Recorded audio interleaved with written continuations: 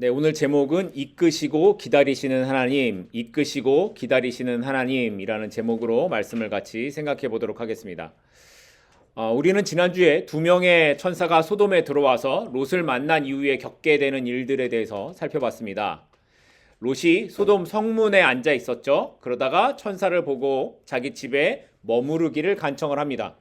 천사들은 롯의 말을 따라 그의 집에 들어갔는데, 그런데 그날 저녁에 소돔의 모든 사람들, 노소, 어린아이나 나이 든 사람을 막론하고 다 롯의 집으로 몰려들었고, 그 성에 들어온 천사들을 상관하겠다. 이게 무슨 의미인지 말씀을 드렸죠. 상관하겠다. 그들을 내놓으라고 요구를 합니다. 그리고는 나중에 그것을 막아서는 롯마저도 해치고 문을 부수려고 하는 상황에까지 이르게 된 것을 살펴봤습니다. 결국 천사들은 롯을 집으로 들어오게 한 후에 사람들의 눈을 어둡게 만들었지만 사람들이 거기서 멈추었나요? 그렇지 않죠. 눈이 갑자기 어두워졌음에도 불구하고 사람들은 자기들이 하던 걸 멈추지 않고 그 욕구대로, 그들의 욕망대로 문을 찾아 헤매었다라는 걸 살펴봤습니다. 이처럼 소돔은 이미 어떤 상황에 이르렀습니까? 죄가 너무나 많이 들어와서 그것이 죄인지조차 알지 못하는 심각한 상황에 있었습니다. 모든 사람들, 노소를 막론하고 모든 사람들이 죄 안에 있었기에 심지어 자기의 눈이 갑자기 보이지 않는 상황이 되었음에도 그 하던 짓을 멈추지 못하는 그런 죄에 깊이 들어가 있는 상태에 있었습니다. 그래서 하나님께서 그 소돔을 어떻게 하십니까? 멸하시는 것을 멸하시기 위해서 천사들을 보내신 거죠. 그리고 천사들은 그 상황에서 롯을 구원하기 위해 그들을 이끌어내는 장면이 오늘 본문에 이제 계속 이어지고 있습니다. 여러분이 어떤 사람이다라는 것, 나는 어떤 사람이야라는 걸 어떻게 확인하십니까? 예전에 영화 대사 중에 이런 유행어가 하나 있었습니다. 내가 니네 서장이랑 같이 밥 먹고 사우나도 같이 하고 뭐 이런 대사입니다. 자, 이 말을 하는 이 대사의 뜻이 뭘까요? 내가 너네 서장과 함께 있는 사람, 나는 너네 서장에게 속한 사람이다 라는 이 의미를 갖고 있는 거죠. 이렇게 우리는 때때로 자신의 존재를 내가 어디에 속한 사람인가로 확인하게 될 때가 있습니다. 내가 어떤 회사에 소속되어 있으면 그 회사의 직원으로 불리게 되고, 어떤 단체에 속하게 되면 그 단체의 구성원으로, 또 어느 나라에 속해 있다면 그 나라의 국민으로 살아갑니다. 그래서 내가 어디에 속했다라는 것, 이 속함이라는 건 내가 누구인가를 말하는 것과 동시에 그 안에서 누릴 수 있는 혜택과 보호를 말하기도 합니다. 그런데 오늘 본문에서 내가 누구에게 속했다라는 이것 하나 때문에 죽음에서 구원을 받는 사람들의 모습이 등장하고 있습니다. 오늘 본문 12절 말씀입니다. 그 사람들이 롯에게 이르되 이 외에 내게 속한 자가 또 있느냐? 내 사위나 자녀나 성중에 내게 속한 자들을 다 성 밖으로 이끌어내라. 천사들이 롯에게 하는 말이 뭐예요? 너에게 속한 자가 있느냐라는 겁니다. 내 사위나 자녀도 너 이 성중에 있는 어떤 사람이든지 너에게 속한 사람이 있으면 빨리 성 밖으로 나가게 하라는 거죠. 하나님께서는 소돔을 심판하시기 전에 롯을 구원해 내세요. 그런데 롯 한 사람만이 아니라 그에게 속한 사람들까지도 생각하셨다라는 거예요. 그런데 이것은 그들이, 이 롯에게 속한 사람들이 의롭기 때문이거나 아니면 다른 사람들보다 좀 더 나은 삶을 살았기 때문이 아니었습니다. 이유가 뭐예요? 단지 그들이 롯에게 속해 있는 사람들이었기 때문이라는 거예요. 자, 그렇다면 여기서 롯은 구원을 받을 만한 사람이었습니까? 우리가 지난주에 살펴봤듯이 롯 자체도 그럴 만한 사람이 아니었습니다. 롯이 뭔가를 잘해서 하나님의 심판의 날에 하나님이 롯을 기억하신 것이 아니었죠. 창세기 19장 29절을 말씀을 보면 하나님이 누구를 생각하셔서 롯을 구원하십니까?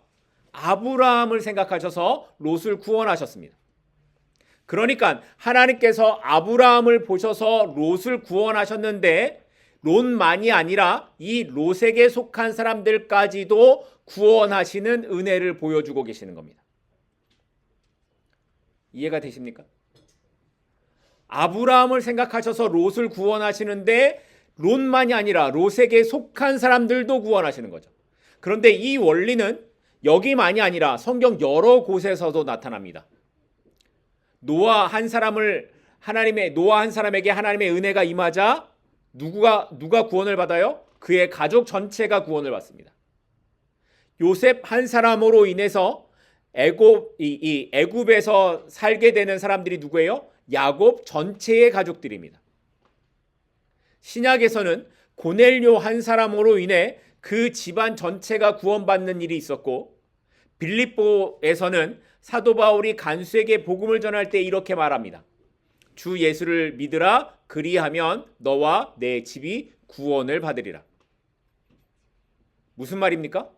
한 사람을 통해서 하나님의 은혜가 그에게 속한 사람들에게 퍼져나간다라는 겁니다. 믿음은 개인 한 사람에게 끝나지 않습니다.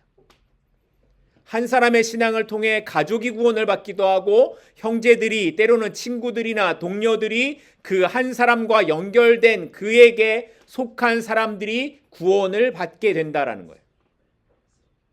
그리고 이걸 바꿔서 말하면 오늘 우리가 하나님을 알게 된 것 역시 누군가 한 사람을 통해서 우리도 하나님을 알게 된 거라는 겁니다.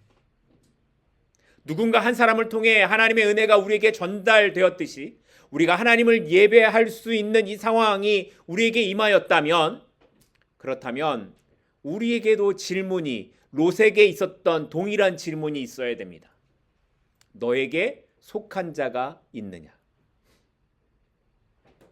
이 말은 단순히 어떤 확인을 하기 위한 질문이 아니라 구원받을 만한 사람을 찾으시는 하나님의 초청이고 사명인 겁니다.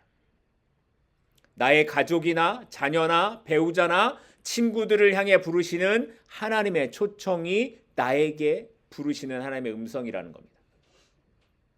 믿음은 혼자만의 이야기가 아닙니다.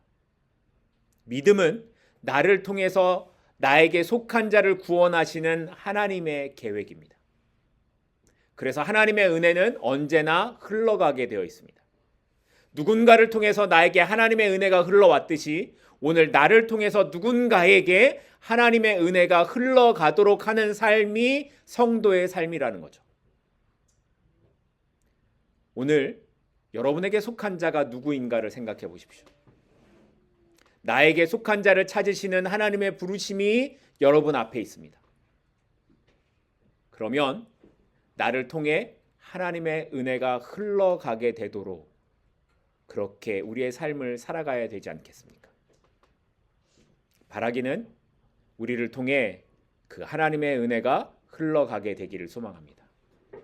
작게는 내 주변, 넓게는 내가 속하고 있는 어떤 공동체, 이 나라, 전 세계를 품고 그 하나님의 은혜가 흘러가도록 기도하며 그렇게 소망하며 살아가는 우리 모두가 되기를 소망합니다.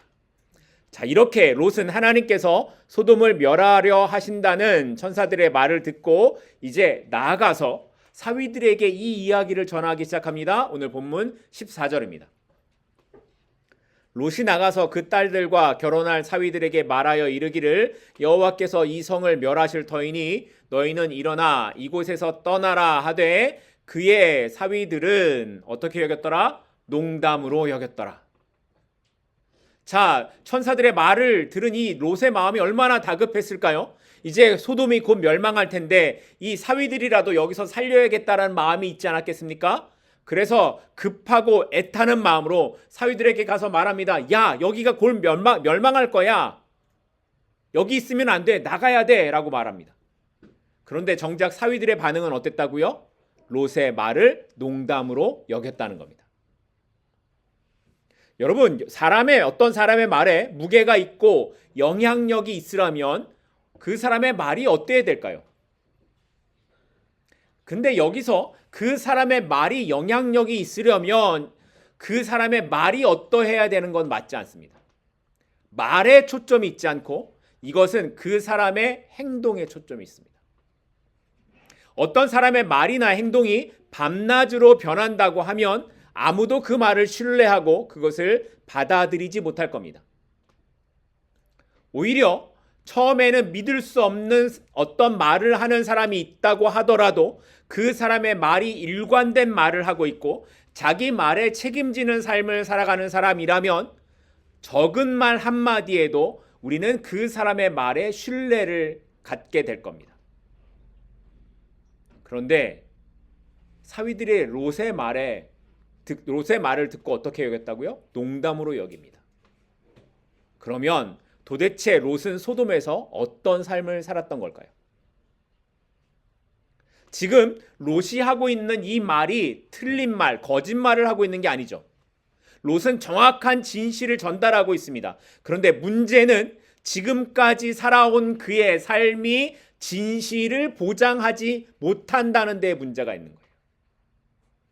그가 어떻게 살아왔는가를 잘 보여주는 장면이 한 군데 나타나는데 지난주에 살펴본 9절의 모습입니다. 9절 말씀을 보면 이렇게 말합니다. 그들이 이르되 너는 물러나라. 또 이르되 이자가 들어와서 거류하면서 우리의 법관이 되려 하는도다. 이제 우리가 그들보다 너를 더 헤아리라. 롯의 집 앞에 몰려온 사람들은 롯을 존중하지 않습니다. 우리가 지난주에 살펴봤듯이 롯이 성문에 앉아 있었다라는 건 그가 소돔 사회에서 사회적으로 높은 위치에 있었다라는 걸 말하는 것인데, 그런데 정작 9절 말씀을 보니 사람들로부터 인정받지 못하는 사람이었다는 겁니다. 그러니까 겉으로는 사람들이 고개를 숙였을지는 몰라도 속으로는 아무도 롯을 인정해 주지 않는 그런 사람이었다는 거죠. 그래서 결정적인 순간에도 가족들조차도 그의 말을 믿지 않았던 겁니다. 그리고 이런 반응은 단순히 이 문제만이 아니라 그의 삶 전반에 대한 사람들의 판단이었습니다. 롯의 말에 대해 사위들이 농담으로 여겼다라는 것은 그만큼 롯이 믿을 수 없는 삶을 살아왔음을 이야기하는 겁니다. 아마도 롯은 하나님을 알았을 겁니다. 하지만 그의 삶은 소돔 사람들과 크게 다르지 않았습니다. 그들과 같은 기준을 갖고 살아가고 그들처럼 행동하고 그들처럼 말하고 그들의 가치관을 따라서 롯도 그렇게 살아갔을 겁니다. 하나님을 알았지만 하나님을 따라가는 삶의 모습이 그에게 전혀 보이지 않았던 거예요. 그래서 하나님께서 심판하실 거라고 외쳐도 가족들조차도 외면하는 그런 인생의 결과를 지금 만나고 있는 겁니다. 그런데 롯만 그럴까요? 롯만 그럴까요? 우리가 자녀들이 신앙으로 잘 성장하기를 원하죠. 우리의 자녀들이 신앙으로 잘 성장하기를 원해요. 그래서 예배에 빠지지 말라고 말하고 성경을 읽으라고 말하고 기도하라고 말하죠. 아마 어렸을 때에는 부모의 말에 아이들이 그렇게 했을 겁니다. 그런데 성장해서도 아이들이 그렇게 되던가요? 그렇지 않습니다. 그런데 이런 말이 있습니다. 아이는 부모의 등을 보고 자란다. 아이는 부모의 등을 보고 자란다. 부모가 아무리 뭔가를 말해도 아이들은 부모의 말이 아니라 그의 삶을 보고 따라간다라는 겁니다. 신앙도 마찬가지입니다. 신앙은 말로 전해지는 것이 아니라 삶으로 살아가는 겁니다. 성경을 많이 읽는 것도 중요하지만 그보다 중요한 것은 한 절의 말씀을 삶으로 살아내는 것이고 기도의 삶이 어떤 것인가를 자녀들에게 등으로 보여주는 것이 더 중요하다는 겁니다. 그런데 오늘날 많은 기독교인들이 욕을 먹는 이유가 어디 있습니까?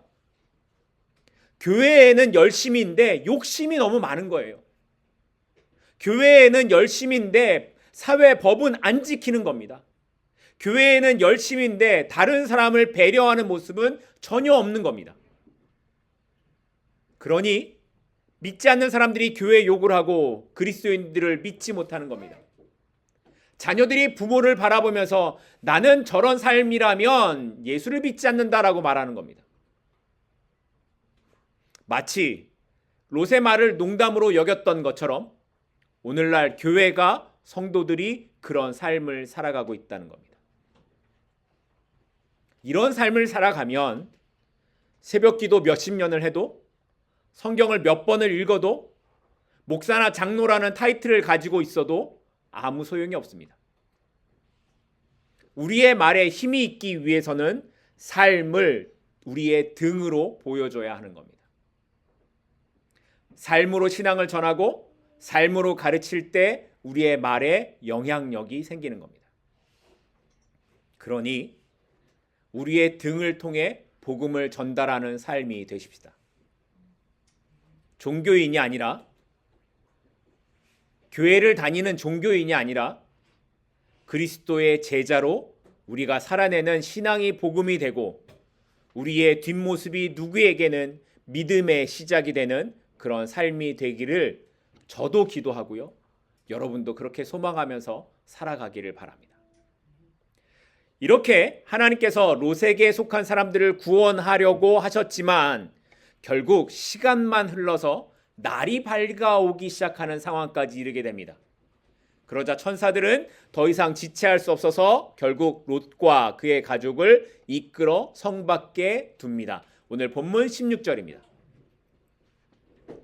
그러나 롯이 지체함에 그 사람들이 롯의 손과 그 아내의 손과 두 딸의 손을 잡아 인도하여 성 밖에 두니 여호와께서 그에게 자비를 더하심이었더라. 만약에 여러분의 집에 불이 나면 여러분 어떻게 해야 됩니까? 여러분의 집에 지진이 나면 어떻게 해야 됩니까? 지진이 나면 좀 다르죠. 지진이 나면 빨리 뛰어나가면 안 되고요. 문 사이에, 침대나 어떤 가구 사이에 빨리 숨어야 됩니다. 근데 불 나면 어떻게 해야 됩니까?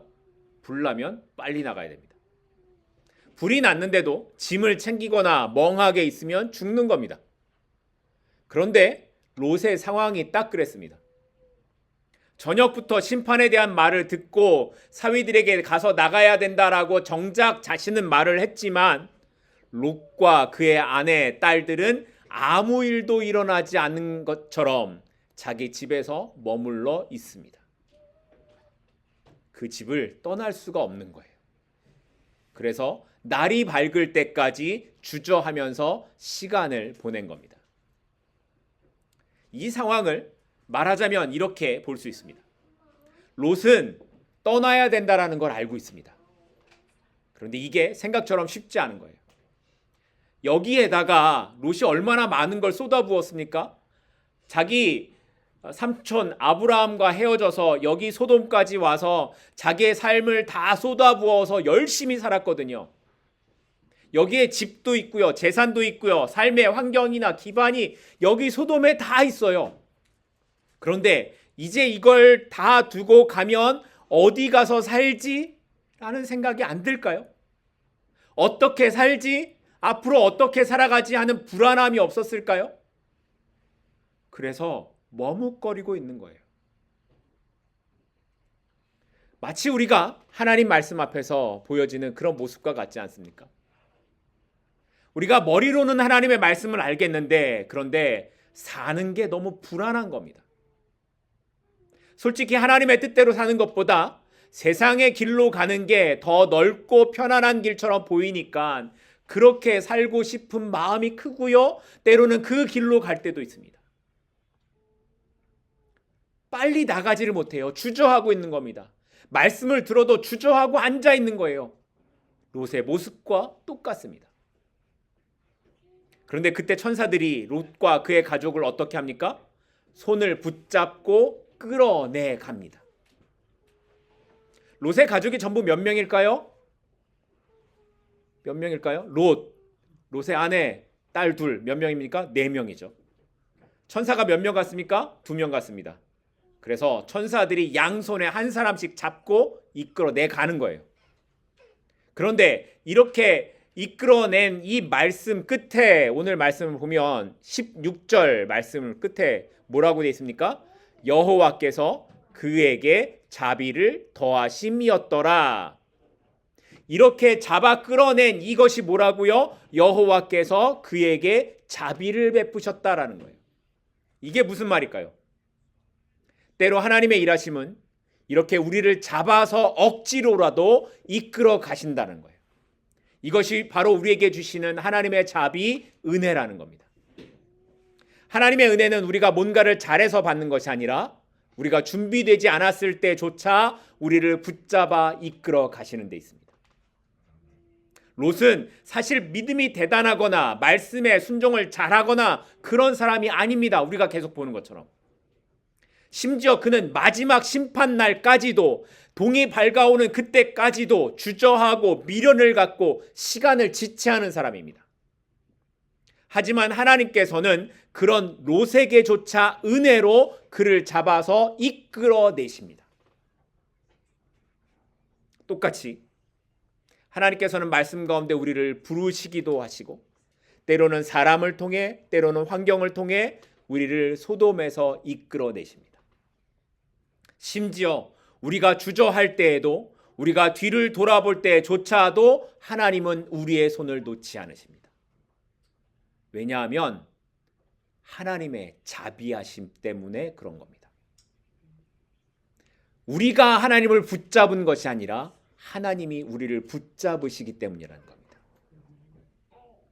그런데도 우리는 살아가면서 그 하나님의 은혜를 자꾸만 잊고 삽니다. 하나님의 은혜 가운데 사는 것이 옳다라는 것을 알면서도 우리는 자꾸만 그 은혜 밖으로 나아가려고 합니다. 그러면 하나님이 어떻게 하신다고요? 잡아서 끌어내신다고요.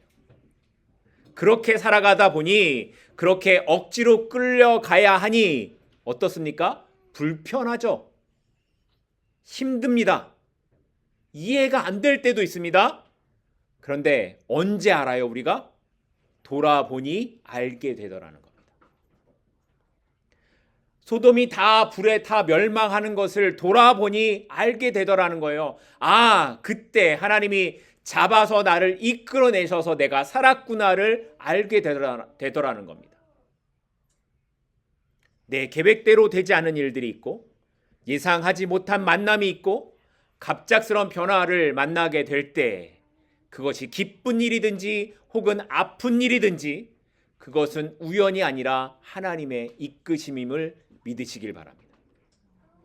하나님께서 지금 내 손을 잡아 이끌어 가시는 하나님의 은혜의 시간이 나에게 있습니다. 하나님, 오늘 하루의 시간, 이 순간순간이 하나님의 은혜의 시간이고 나를 붙잡아 이끄시는 시간입니다를 고백할 수 있는 저와 여러분이 되기를 바랍니다. 천사의 손을 통해 하나님께서 일하셨듯이 지금 우리 곁에 있는 어떤 사람, 어떤 사건, 어떤 말씀에도 하나님께서 나를 살리기 위해 잡아 이끌어 가시는 손길이 있습니다. 그러니 그때 우리 스스로에게 물어봐야 합니다. 내가 떠나 보내야만 하는 것이 있다면 그것을 떠나 보내겠습니다. 아니, 내가 붙잡고 놓지 못하는 것이 있다면 그것을 이제 놓고 하나님을 붙잡겠습니다. 라는 고백이 있어야 합니다. 그리고 오로지 하나님의 은혜 앞에서, 은혜로 나를 잡아 이끌어 가시는 그 인도하심 앞에서 순종하겠다고 고백하는 우리 모두가 될 수 있기를 간절히 소망합니다. 마지막으로 이렇게 천사들에게 이끌려 이제 소돔성 밖으로 나온 롯은 그럼 어떤 반응을 보였는가를 살펴보고 오늘 말씀을 맺도록 하겠습니다. 오늘 본문 19절 20절 말씀입니다. 주의 종이 주께 은혜를 입었고 주께서 큰 인자를 내게 베푸사 내 생명을 구원하시오나 내가 도망하여 산에까지 갈 수 없나이다. 두렵건대 재앙을 만나 죽을까 하나이다. 보소서, 저 성읍은 도망하기에 가깝고 작기도 하오니 나를 그곳으로 도망하게 하소서. 이는 작은 성읍이 아니니까 내 생명이 보존되리이다. 자, 이제 멸망의 시간이 얼마 남지 않았음을 알고 있는 천사들은 롯과 그의 아내 둘 딸을 손을 잡아 이끌어 성 밖으로 데리고 나옵니다. 그리고는 이렇게 말해요. 돌아보거나 들에 머물지 말고 산으로 도망가라. 돌아보거나 들에 머물지 말고 산으로 도망가라. 이것이 살 수 있는 유일한 방법이었습니다. 자, 여러분이 이런 말을 들으면 어떻게 반응하시겠습니까? 네, 알겠습니다. 그리고 도망가겠죠, 여러분이라면. 그런데 롯은 삐딱하게 나가요. 이때 롯이 뭐라고 말하냐면 자신은 그렇게 할 수 없다라는 겁니다.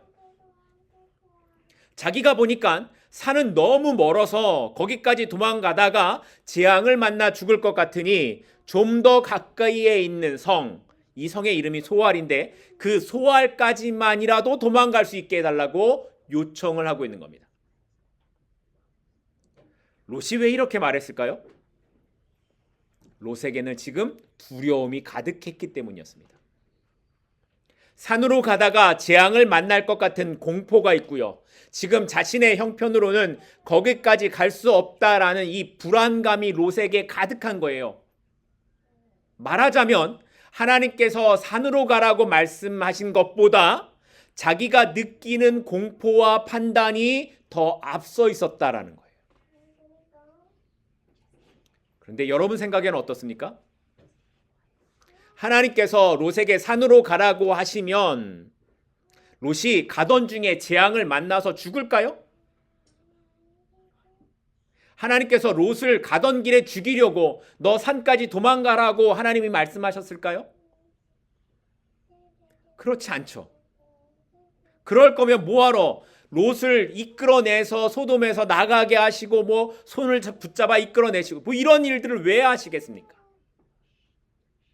그런데 그렇게 천사들의 손에 이끌려서 소돔성 밖에까지 나온 이 롯이 하나님을 믿지 못하고 뭘 생각하는 거예요? 자기에게 다가오고 있는 두려움과 공포에 아무 생각이 나지 않는 거예요. 제가 하나님이라면 내가 저런 걸 구할까? 이런 생각을 할 것 같아요. 그런데 롯의 모습은 언제나 그랬습니다.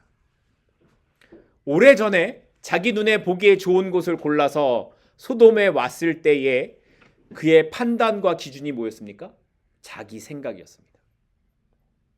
하지만 자기 생각대로 소돔에 왔던 그 결과가 이제 어떻게 나타나고 있어요?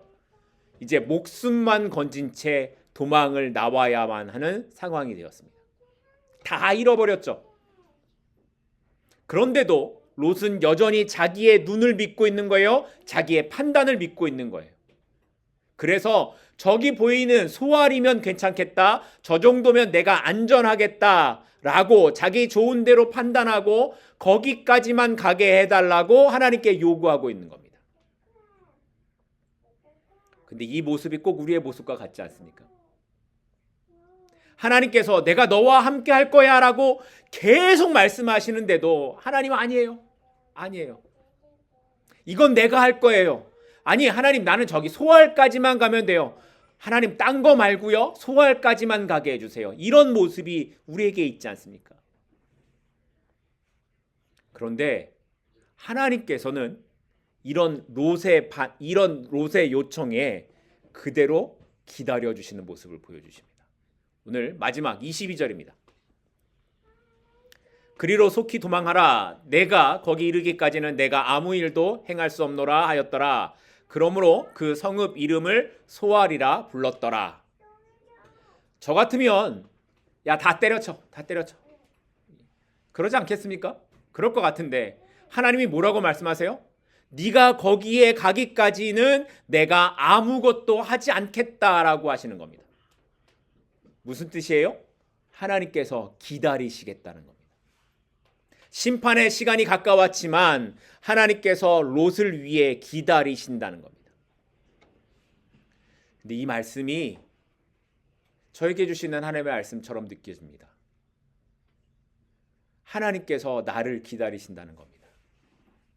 하나님께서 그래도 기다리신다는 거예요. 롯과 같은 삶을 살아가는 우리를 보시면서 하나님께서 그래도 기다리신다는 거예요. 나의 모습은 롯처럼 살아가고 있는데 하나님은 기다리십니다. 나를 포기하지 않으신다는 겁니다. 내 모습이 롯처럼 세상과 타협하며 살아가는 것 같아 보여도 믿음보다 눈에 보이는 것만을 믿으며 살아가는 것처럼 보여도 하나님은 우리를 기다리신다는 겁니다. 뭐예요? 하나님의 은혜입니다. 그러니 지금 우리를 기다리시는 하나님께로 돌아가야 합니다. 우리의 시선을 두려움에서 믿음으로, 소돔 같은 세상의 기준에서 하나님의 말씀으로 우리의 시선을 돌려야 합니다. 그리고 여전히 나를 기다리시는 하나님 앞에 나아가야 합니다. 롯이 보았던 산은 어쩌면 우리가 보기에도 너무 멀어서 갈 수 없는 것처럼 보일지 모릅니다. 하나님이 우리에게 말씀하시는 그 미래는, 그 약속은 너무 멀어서 그것이 보이지 않는 것처럼 느껴질 수 있습니다. 하지만 하나님의 말씀이라면 그 길은 우리를 죽게 하는 길이 아님을 믿으시기 바랍니다. 하나님께서 함께하는 길이라면 그곳은 은혜로 이끄는 자리가 될 것입니다. 그러니 우리의 생각과 두려움 때문에 하나님의 말씀 없이 살아가는 인생이 되지 않기를 소망합니다. 하나님은 우리의 부족함에도 여전히 우리를 기다리시는 분이시며 우리를 포기하지 않으시는 은혜의 하나님이십니다. 그 하나님의 은혜 앞에서 오늘도 믿음으로 한 걸음을 내딛고 믿음으로 하루를 살아가는 우리 모두가 될 수 있기를 간절히 소망하고 축복합니다. 기도하겠습니다.